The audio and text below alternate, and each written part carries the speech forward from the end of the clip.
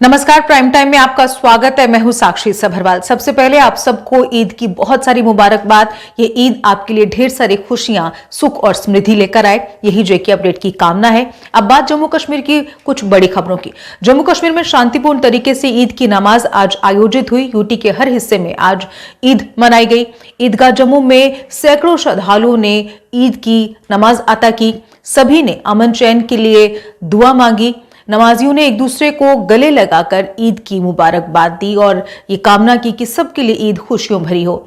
श्रीनगर की ऐतिहासिक ईदगाह में नमाज की इजाजत नहीं मिली और इस इजाजत के न मिलने से श्रद्धालु हैं वो मायूस नजर आए। उनका मन था कि इस बार वो नमाज अता कर पाते वहां, लेकिन नहीं नमाज अता कर पाए। वहीं उपराज्यपाल मनोज सिन्हा ने ईद पर्व को लेकर सभी को बधाई दी। उन्होंने सभी के लिए ये पर्व खुशियों, सुख और समृद्धि भरा लेकर आए, इस बात की कामना की।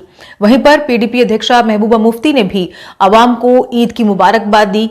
महबूबा मुफ्ती ने कहा कि अल्लाह कुर्बानी कबूल कर गुनाहों को माफ करे और जम्मू कश्मीर को संकट के दौर से निकालने की भी उन्होंने दुआ मांगी।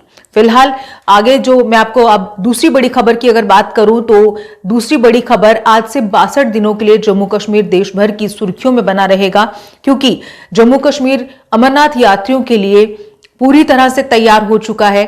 और आपको बताते हैं कि 70,000 से ज्यादा सुरक्षा कर्मियों को तैनात किया गया है। अब तक 3 लाख से ज्यादा श्रद्धालुओं ने अपना एडवांस रजिस्ट्रेशन करवा लिया है इस यात्रा के लिए।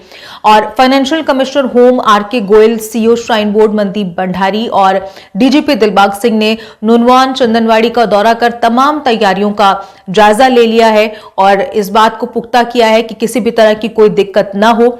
अमरनाथ यात्रा के नियमों में इस बार बड़े बदलाव किए गए हैं। पवित्र गुफा के पास रात को किसी को ठहरने की इजाजत नहीं दी गई है। इस बार लैंडस्लाइड प्रोन हिस्से में यानी गुफा के निकट करीब 2.5 किलोमीटर का जो हिस्सा है वहां पर गुजरने के लिए हेलमेट पहनना इस बार अनिवार्य कर दिया गया है।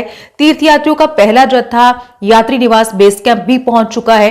गुरुवार को बड़ी तादाद में तीर्थयात्री पहुंचे हैं। शुक्रवार सुबह ये पहला जत्था जो है इस बेस कैंप से रवाना होगा बालटाल और पहलगाम के लिए। इस वर्ष की तीर्थ यात्रा अब तक की सबसे लंबी यानी 62 दिनों तक चलने वाली तीर्थ यात्रा है। इस बात की जानकारी जो है वो सीईओ मनदीप भंडारी ने दी है। उन्होंने कहा है कि अब तक 3,04,000 श्रद्धालु अपना एडवांस पंजीकरण करवा चुके हैं, जो कि पिछली बार के मुकाबले 10% ज्यादा है। और हालांकि यात्रा को सफल बनाने के लिए जहां तमाम दावे किए जा रहे हैं, वहीं आपको बता दूं कि आज अमरनाथ यात्रियों के जम्मू स्थित भगवती यात्री निवास के बाहर, जो भगवती नगर यात्री निवास है, उसके बाहर भीषण गर्मी में लंबी कतारों में यात्री खड़े रहे और इस दौरान उन्हें कई मुश्किलें आई जो साफ तौर पर देखी गई।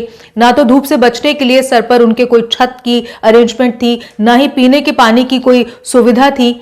और अब अगर पहले दिन पहले जत्थे को ये मुश्किलें झेलनी पड़ रही हैं तो जाहिर सी बात है कि बाकी के जत्थों का बाकी दिनों में क्या हाल होगा। और अगर इस बीच बारिश आ जाती है तो ये यात्री क्या करेंगे, इसका अंदाजा भी हम लगा सकते हैं। सर कितनी देर होगी आपको यहाँ खड़े हुए? आधा घंटा मैक्सिमम हो गया। आधा घंटा हो गया। इससे पहले आप कभी अमरनाथ यात्रा गए हो? पहले करी है, 2 साल पहले। तो अभी यहाँ पे जैसे आप धूप में खड़े हो तो क्या आपको कोई परेशानी? धूप में खड़े तो धूप की तो परेशानी है, गर्मी लग रही है। पहली बार ऐसी मैनेजमेंट आई है, नहीं तो पिछली बार जब हम लास्ट टाइम आए थे तब ऐसा कुछ नहीं था। तब एंट्री थी और सुबह हम कानवे के साथ निकले। अब की बार थोड़ा सा है डिफिकल्ट किया हुआ है कि 2 पहले वहाँ पे चेकिंग थी, एक पीछे कार्ड्स की, फिर यहाँ पे आना, ये लाइन में खड़े हैं बहुत देर से, अब ये दिक्कत है थोड़ी। बस ये थोड़ी सी मैनेजमेंट अगर इनको करनी चाहिए थी तो या तो शेडिंग करते या एक प्रॉपर सिस्टम बनाते कि आदमी लाइन टू लाइन चला जाता। अब आधी लाइन उन्होंने आगे रोक रखी है, आधा सारा सिस्टम यहाँ रुका हुआ है, तो वो दिक्कत है, सभी के लिए है वो। खैर, अब बात प्राइम टाइम के मुख्य मुद्दे की। ईद पर्व के अवसर पर आज डॉक्टर फारूक अब्दुल्ला ने हजरत बल में ईद उल अजहा की नमाज अता की और इसके बाद पत्रकारों से उन्होंने बात की। डॉक्टर फारूक अब्दुल्ला ने समान नागरिक संहिता यानी यूसीसी को लेकर मोदी सरकार की आलोचना करते हुए कहा कि केंद्र को समान नागरिक संहिता यानी यूसीसी पर जोर नहीं देना चाहिए और इसे लागू करने के परिणामों पर पुनर्विचार यानी फिर से सोचना चाहिए। इस बारे में दोबारा सोचना चाहिए, पुनर्विचार करना चाहिए। ये एक विविधतापूर्ण देश है, यहाँ विभिन्न नस्लों और धर्मों के लोग रहते हैं और मुसलमानों का अपना शरिया कानून है।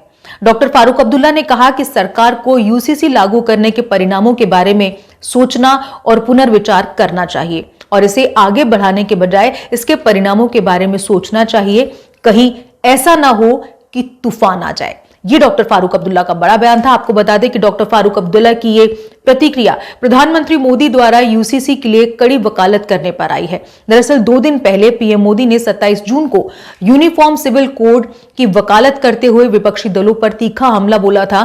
पीएम मोदी ने यूसीसी के बारे में बोला था कि विरोधी दलों से सवाल पूछा कि दोहरी व्यवस्था से देश कैसे चलेगा। उन्होंने साथ ही ये आरोप भी लगाया था कि इस मुद्दे पर मुस्लिम्स को भड़काया जा रहा है। पीएम मोदी के इस बयान के बाद देश में सियासी घमासान मच गया है और उनकी इसी बात पर आज डॉक्टर फारूक अब्दुल्ला ने यह कहकर खलबली मचा दी कि सरकार को यूसीसी लागू करने के परिणामों के बारे में सोचना और पुनर्विचार करना चाहिए और इसे आगे बढ़ाने के बजाय इसके परिणामों के बारे में सोचना चाहिए, कहीं ऐसा न हो कि तूफान आ जाए। ये डॉक्टर फारूक अब्दुल्ला का आज यूसीसी को लेकर बड़ा बयान सामने आया है।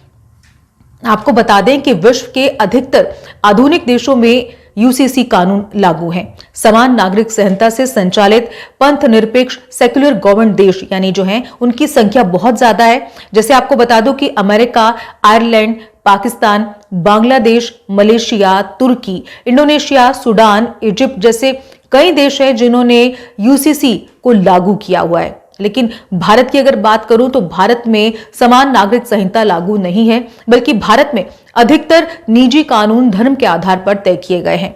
हिंदू, सिख, जैन, बौद्ध ये सब एक व्यक्तिगत कानून है, जबकि मुसलमानों और ईसाइयों के लिए अपने कानून हैं। मुसलमानों का कानून शरीयत पर आधारित है। ये अन्य धार्मिक समुदायों के कानून भारतीय संसद के संविधान पर आधारित है। तो कुल मिलाकर यूसीसी को लेकर जो एक बड़ा बयान प्रधानमंत्री मोदी की तरफ से दिया गया था, उसको लेकर खलबली मच गई है और उसी के संदर्भ में आज डॉक्टर फारूक अब्दुल्ला ने भी यूसीसी को लेकर बयान दिया है, अपनी प्रतिक्रिया दी है और उन्होंने सरकार को फिर से इस पर सोचने के लिए कहा है। इसके साथ ही उन्होंने ये कहा है कि बड़ा तूफान आ सकता है। तो डॉक्टर फारूक अब्दुल्ला की बातों में बहुत सारी बातें छिपी होती हैं। अब उनकी इस बात के पीछे वो किस बात का इशारा करना चाह रहे हैं, जाहिर सी बात है हम सब इसे समझ पा रहे हैं। लेकिन आज की जो प्राइम टाइम का मुख्य मुद्दा था उस पर हमने आज बात की। इसके अलावा जो तमाम बड़ी खबरें थी यानी जो सुर्खियां थी दिन भर की, उस पर भी हमने बात की कि एक तरफ जहां शांतिपूर्वक ईद का पर्व मनाया गया, वहीं पर अमरनाथ यात्रा के लिए जम्मू कश्मीर पूरी तरह से तैयार है और किस तरह से मुस्लिम समुदाय के लोग इस तमाम यात्रा को सफल बनाने के लिए किस हद तक जुटते हैं वो सब हम जानते हैं। तो उम्मीद करते हैं कि अमरनाथ यात्रा सफलतापूर्वक संपन्न होगी और सभी के लिए खुशियां लेकर आएगी। और इसके साथ एक बार फिर से जाने से पहले आप सबको ईद की बहुत सारी मुबारकबाद। ये पर्व आपके लिए ढेर सारी खुशियां, सुख और समृद्धि लेकर आए। आप खुश रहे, स्वस्थ रहे, हंसते और मुस्कुराते रहे। इसी के साथ मुझे दीजिए इजाजत। नमस्कार। जम्मू कश्मीर की खबरों के लिए जुड़े रहिए जेके अपडेट के साथ।